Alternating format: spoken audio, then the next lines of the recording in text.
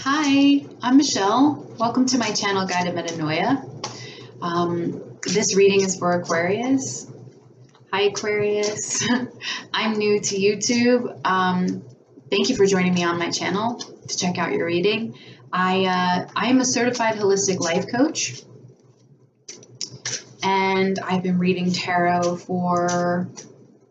since I was 13, and I've been studying astrology just for about half a decade, and I've been on my own decade-long journey of self-transformation, and I finally feel like I've got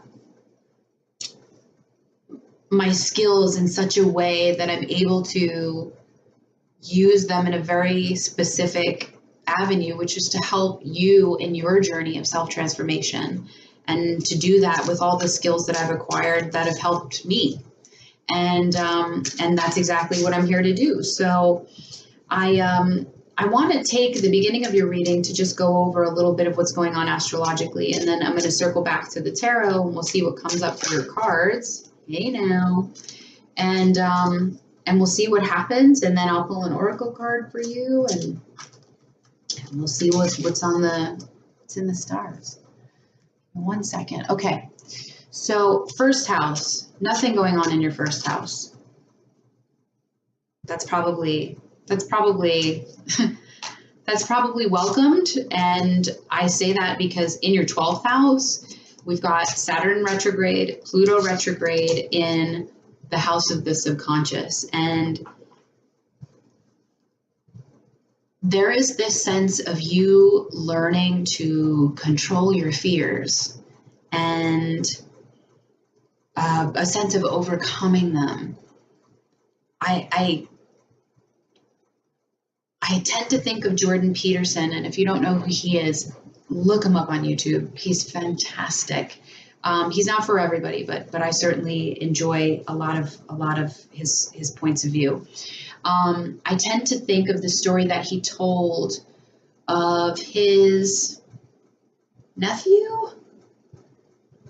Yeah, I think it was his nephew, who was having nightmares, and he had asked his nephew, his little boy, about what he was dreaming about, and he was dreaming about a dragon, and I think, oh gosh, I hate when I can't remember all of the things. I have to say, there is something to this whole, your nose getting itchy when you read. That's not something that happens to me when I read for people in person. That's literally something that has developed almost immediately since I started recording these videos. I'm so sorry. I know it's like rude.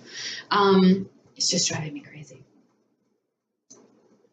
I can't remember exactly what was in the dream, but I just remember this little boy knowing that he was going to have to go and do battle with this dragon and like overcome his fears, and how he perceived himself as being this knight and in shining armor, chained armor with his shield and his sword, and he was going to go slay the dragon, and he was going to conquer his fears, and he was going to clear out some of this old dirty space for new beliefs. And that is what I really feel like is going on in your 12th house.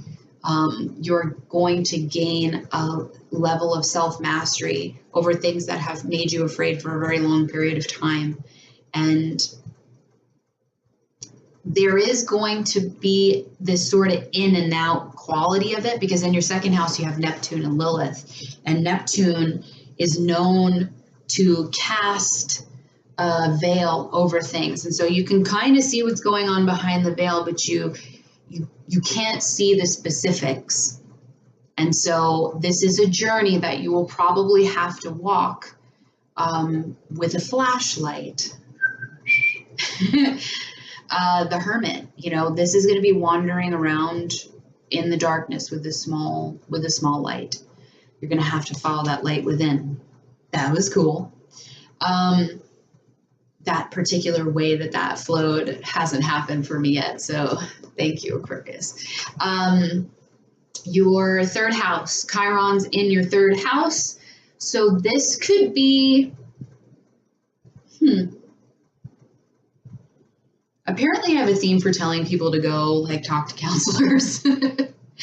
But I really kind of see this as definitely being talking to someone, speaking, third house, Chiron, healing, talking to someone who helps you to heal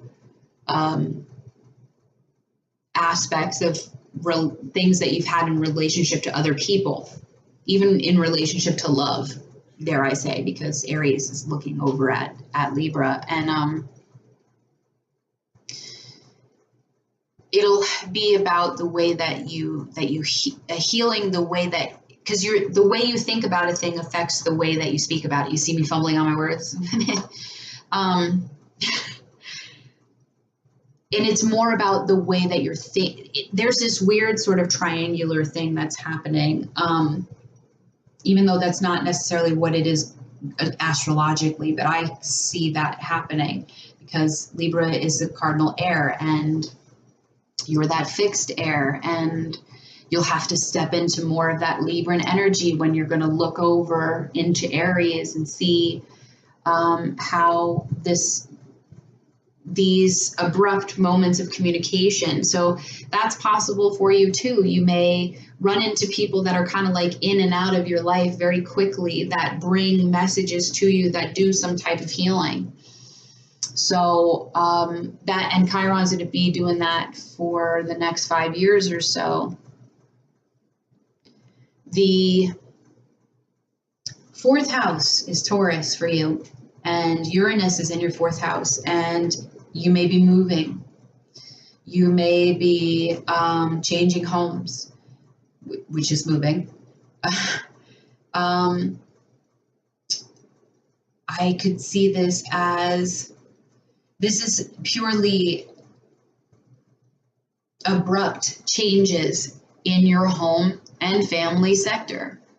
That could look like moving. That could look like people moving away from you. That could look like people moving out of the home. Oh, I keep saying the same thing. What I mean is there's this coming and going that's happening. There's this shuffling out of people and places that you have always kept in a very stabilized way. Uranus is going to come in and it's going to pull the rug out from under you, and it's going to throw the rug out. So, and that's a 7-year transit. So for those of you in the early degrees of Aquarius, you will have already begun to feel this. And for those of you in the middle degree placements, probably take about another 2 years. And then the late degree placements, as you can see, there's a succession involved. Fifth house, Gemini.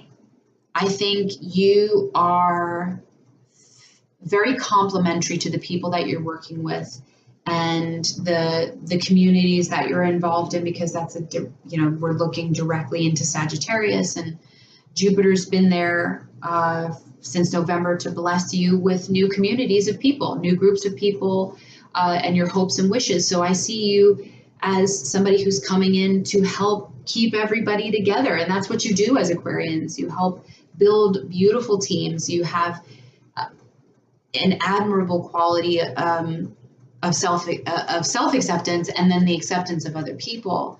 And you guys are just really wonderful, quirky individuals. I thoroughly enjoy most Aquarians. In Vedic astrology, my rising is Aquarius. So, and I do tend to draw in a lot of people that are just, there's no consistencies other than we're all sort of humanitarian in nature, and we care about the earth, and we care about each other, and we care about preserving that relationship. So, so sixth house, yeah, I see that as looking into your 10th house, and so, what am I saying? Your 11th house, and you're given these opportunities to work with other people. And it's fun, it's enjoyable, and you like it, you love it. 7th house of relationships. This is, right? 1, 2, 3, 4, 5, 6. I'm sorry. See, I knew I was wrong. I was like, wait a minute, what? I'm a little dyslexic when it comes to numbers, so I literally have to be like 1, 2, 3. Okay, so your 6th house of health. North Node is there, retrograde. Mars is there. Mercury is there. I see this as, well, I mean, Mars in your 6th house talks about, you know, those habits of yours. Are you working out? Are you walking? Are you moving your body every day? Are you even creating habits that will help you to eventually to do that? Go swimming. Go swimming. Now is the perfect time to go to the beach, be in the ocean, go swimming. Mercury being in your 6th house. If you are open to totally working with a coach, like a life coach, someone like me, this is a good transit to start laying the groundwork for what you want to happen, and that will come through the initiation of language. You have to speak it into the world. You have to speak it to you. You've got to start to put those pieces into place. So 6th house, talking about your habits, your routines, your work life. So you could feel very ambitious in terms of work. Like I said, communicating a lot with the people in your workplace. Additionally, tending to your health, which is fantastic. 7th house, I don't see any conflicts in the relationships that you have with others. 8th house, I don't see anything. 9th house, 10th house, 11th house, we're back to talking about how you're in fantastic communities of people, and then we're back to your 12th house. So that is your astrology, which is a lot more than I wanted to do, or it felt longer to me. I'm not entirely certain why. So let's see what is going on with your cards. Ting. Okay. Oh. No. So we pulled the Hermit, which, like I said, that is going into dark places with a teeny tiny flashlight. But understanding that light in the dark is so stark that there is no hiding. There is no hiding once the light is near. You know, it'll almost seem blinding once you're used to it. Then we pulled Justice, which kind of talks about not wanting to see. It does talk about contracts. It does talk about marriage. It does talk about Libra. But it is also this sense of justifying and deliberating on certain things. Let me see what those things come to be. Now, it's not the judgment, but there is a sense of weighing things from your... Now, and I can say this because you're an air sign, I would never say this card in this way for someone else, but you're going to go through and evaluate the things that are best for you, what you consider to be fair, how you're being treated, how you should treat others. That process is going to come through your sense of your values. Normally values it's like with earth signs, they come through in pentacles, and with the water signs, it comes through in cups. But for the air sign, I can see in certain cards, it comes through through the swords. So I'm getting this feeling like you're holding some things back, and I don't understand why. Like, I want to talk about them. Are you used to talking about other people? Are you used to keeping the focus on other people? That's like, once we have to talk about you, we don't want all the cards to come flying out. I don't see anything planetary-wise in... I see. I was going to say, I don't see anything in terms of planets and their influence in Virgo or in Libra, which is what the Hermit and Justice speak to. But I see, maybe it's because as a Libra, I look for these kind of patterns, but when you look at the numbers, you can see Virgo is represented by 9 in Roman numbers. And then the Libra is the inverse of that, being 11. And well, for me, 9s speak to endings, even though 10 is that culmination number in the tarot. 9 is my culmination number. And then 11 speaking to this so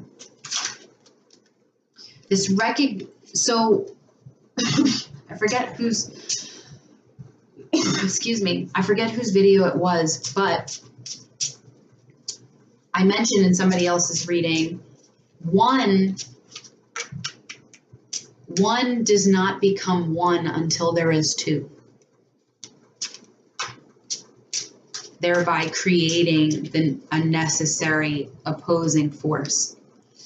And that is what I see between these two. The Hermit is solely a primary, individualistic, isolated,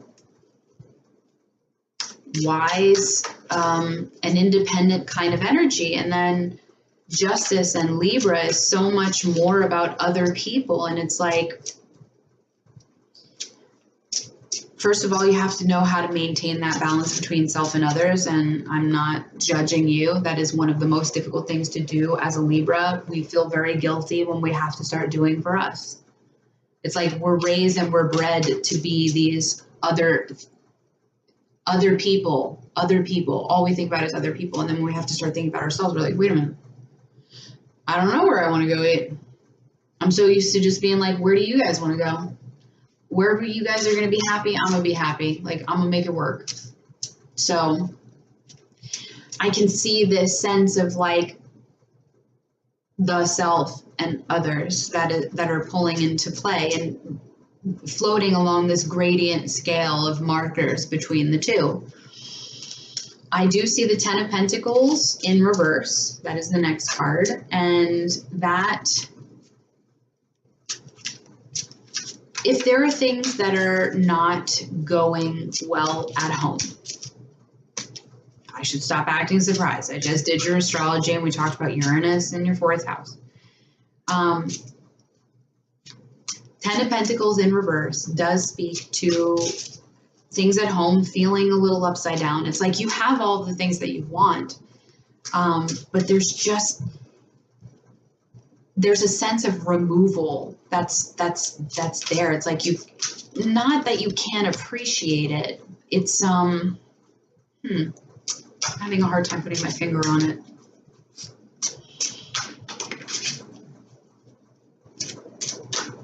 Maybe it's not in the way that you want it to be, but it's there. It's like, yeah, I got a couch, but it's not like the couch I want. I wanted a leather couch, and I have a, I don't know, polyester or something like that. Or, I wanted leather, but instead I have suede or something like that. There's this quality like that it's there, but it's not it's not in harmony. There's a sense of lack of harmony. And I say that because the Justice comes before it and her sword is pointing. It's like, I don't want to look at a necessary truth about this particular situation. I don't want to see it. I'm just going to try to use what I know to be true, figure this out. And I don't think it's working. I don't think it's working because it's not working. You're like, I have to come up with another plan and I've got to go inside myself to configure what that might actually be.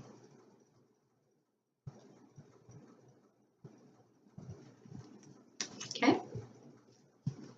Yeah, there's this lack of wanting to see things because you've got the Sun in reverse, which talks about a level of awareness. Some people call this like a Gemini card.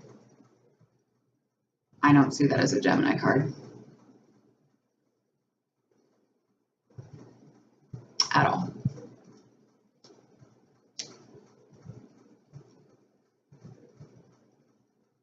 Or why are you unhappy? I mean, okay. You can carry the burdens that you have throughout your day. You can totally do that. But it's affecting your energy, and it's affecting the way that people see you, and you don't have to do that. You can totally be like, okay, I know that things at home aren't good, but I'm not at home right now. I'm at work. I'm with my friends. I'm going to salsa. I'm going to the gym. I see how, and maybe that's easy for me to say because it's easier for me to say.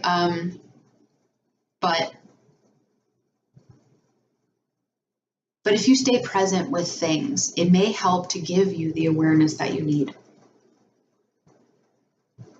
But if you're too busy like lingering with like, oh, this isn't working. Why isn't this working? This isn't working. Oh, my life's not working. Like this particular part of my life isn't working. And like just carrying that with you throughout your entire day. First of all, you can't get it off of you enough to just like give yourself a minute. But on top of that, it's dimming your light. You guys have a beautiful light. Like I said, I genuinely like you guys. I do. Y'all are cool people. And I don't want to see you guys down. I don't. You guys you're so loving and you're so wise and you're very accepting people. And I don't feel like I ever have to try with an Aquarius. And I love that because there are some people who totally rely on like my Libran qualities. And I always feel like I have to like pull stuff out of people. Sometimes I'm like, hey, aren't you having like a great day? Right? So today is like, it's a good day to have a good day. Okay, see you around. Sometimes I give way too much energy to people that will never reciprocate it, don't return it. I'll think way too much about it. I'll make it about me. That's what's even worse about that. But I think everybody has the tendency of doing that. All right, I'm not sure. I think we're going to stay with what is here because I cannot pull any lower cards for you. Sorry.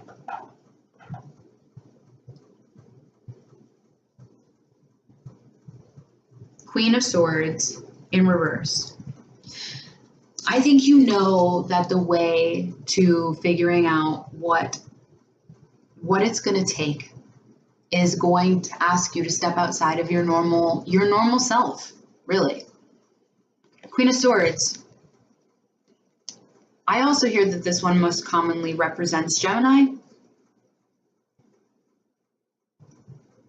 And you may be dealing with a Gemini. You may have, if you have a relationship with a Gemini, you may need some space right now. I could totally see that. Marriage is on the table. You're like, is this what I really want? Is this what's going to really make me happy?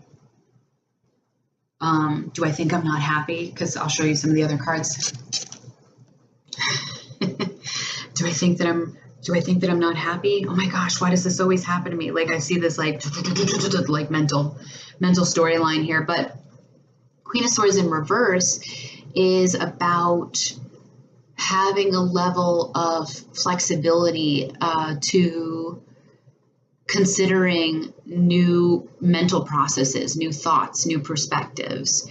It could speak to the time of Gemini in and of itself, and you may not necessarily be as quick-witted as you normally are. You may not quite be in that headspace. I see you as more in a period of self-reflection as opposed to you may not even have to make a decision about anything. That could be all that this card is referring to. You just may not have to make a decision. This is a time for you to just reflect about stuff. Then we've got the Four of Cups. Yeah, there's like, I have this thing, I have these cups, but they're like not good enough.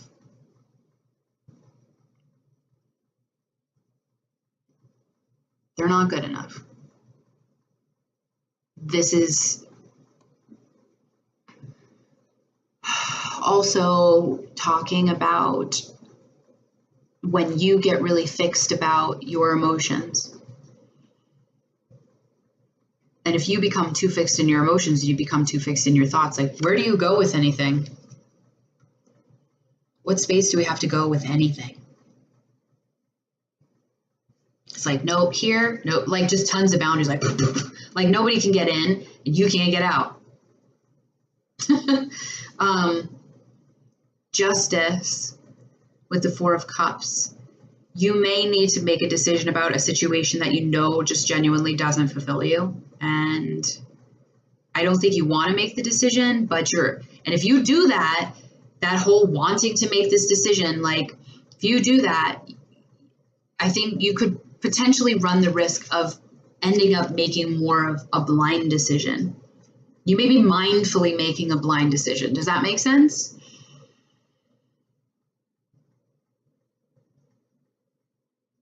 I kind of want to say that's what the card is asking you to do, actually. Use the principles that you know, that you hold in high regard, and make the decision. Because if you go into your heart, like,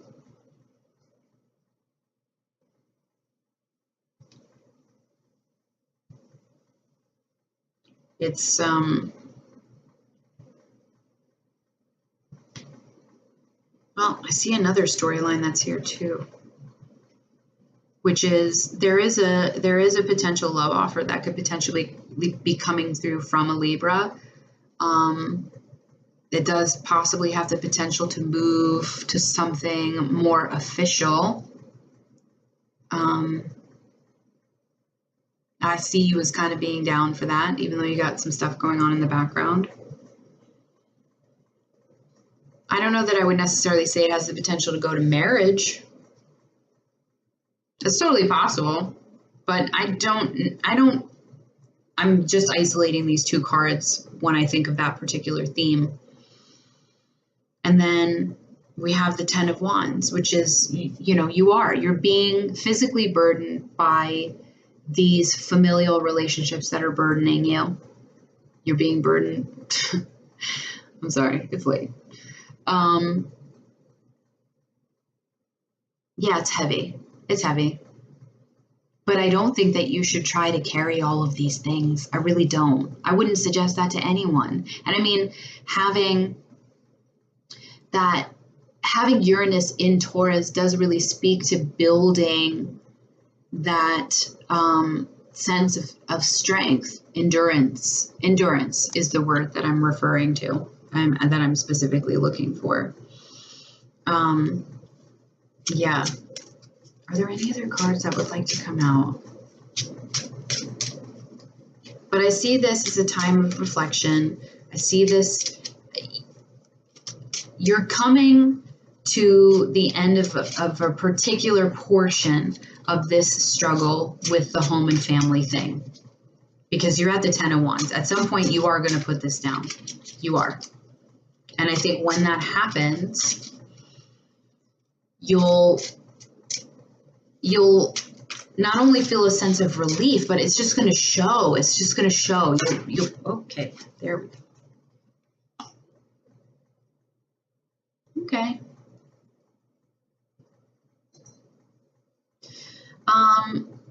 I think you may not have been as outwardly, you may not be as generous as you normally are. I think people can sense that things are a little unstable for you. And I want a card to see where the end of the month energies for Aquarius.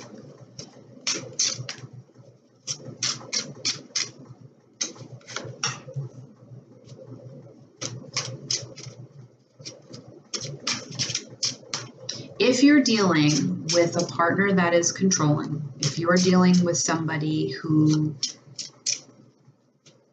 the Emperor, I see this as particularly being perhaps a husband. I could see this as being a father figure. This person isn't in the best of places either, but that also really just sort of speaks to the Chiron in Aries for you.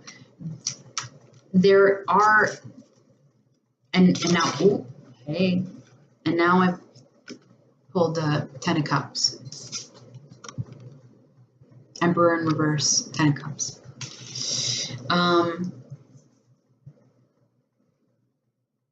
You are healing. There's a very necessary healing that's happening. The wounded healer, Chiron, the wounded healer. There is a very,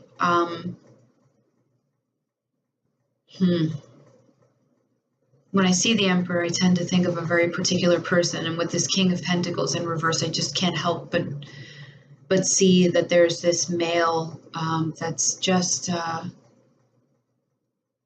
he's not good news. This person, and I think it's possible that this is your person, and that this person is just so upside down right now. And it's like, all you really want is just to have, the house and the land, and you be together, and you want things to be good. And I could see it.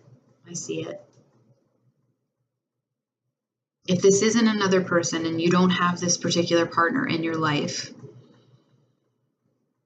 what I would say to you is, are you taking the right steps that you need to bring that person in even? Are you, it's funny, but in terms of manifestation, you have to make the space. You have to make the space for something to come in. So even just by my shifting, my positioning here opens up this particular space where like another person could sit. And so if you're looking to pull somebody in as a potential partner, make space for them. Move over in your bed. Move over in your bed. If you go to sit down somewhere, always make sure that you're looking for a place for two people. This is so funny. This is like the Libra giving that kind of really specific advice about that other person, that other partner. It's like carve out space in your calendar that you would normally, if you were with that person, like what would you do with that time? Would you go on a date? Would you go do an activity? Would you go see a movie? What would you do with that time if that person was there? And you should step into it, because there's a very likely chance that you'll be able to meet someone, that they offer a romantic offer can come through, because you'll be in a place where you meet somebody where you would normally be going with them. Does that make sense? Like if you were to go see a movie with a partner and like, yeah, I want to go see this movie. And if you were dating somebody, they'd be like, okay, yeah, let's go on like Friday night or whatever. And you go on Friday night, even though you don't have this person in your life, and you go to the movie theater, and while you're waiting in line to get popcorn, there's a lady, there's a fella, and you kick it off because y'all are such friendly and outgoing people, and you don't mind connecting with strangers. And I say that because that's like such a thing for me. I'm like, I don't talk to strangers. And my husband's a Gemini, and he totally teaches me like, nobody's a stranger. Nobody's really a stranger, like really. And they'll always be a stranger if you don't talk to them. So he's taught me some really beautiful lessons. But you're totally cool like that. You're totally cool like that. Like, hey, these prices are really expensive, huh? I don't know. I'm not one to like have really good pickup lines, but it's because I'm never trying to I think when a Libra is picking up on you, because they become like overtly like, you like this, don't you? And so pickup lines and like hitting on somebody, it's I don't know, it feels inauthentic to me. So I have the Osho Zen Tarot deck here. I'm going to use, it's not an oracle deck, but I'm going to use it like an oracle deck because I'm not familiar with it. It is my deck. I love it. It has a lot of, I'm sorry, I say my, thinking like, this deck is the one deck that I have that's like for me. I bought it for me. I'm learning it for me. I will use it to draw cards for me. The Osho Zen deck is by Padma, and it's a Zen deck. It has Taoist principles and Buddhist principles, which are theologies that I tend to follow. Not tend to, I study them and I follow them. So let's see what's here for you.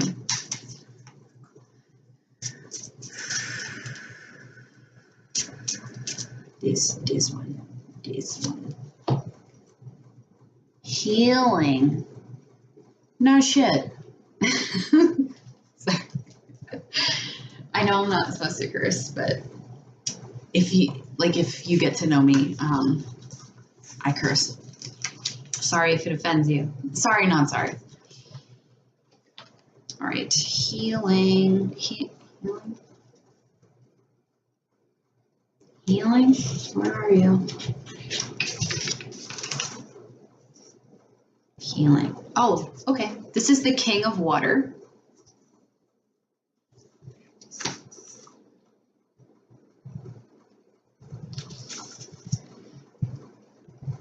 I'm going to turn it down, and then I'm going to do like this. Yeah.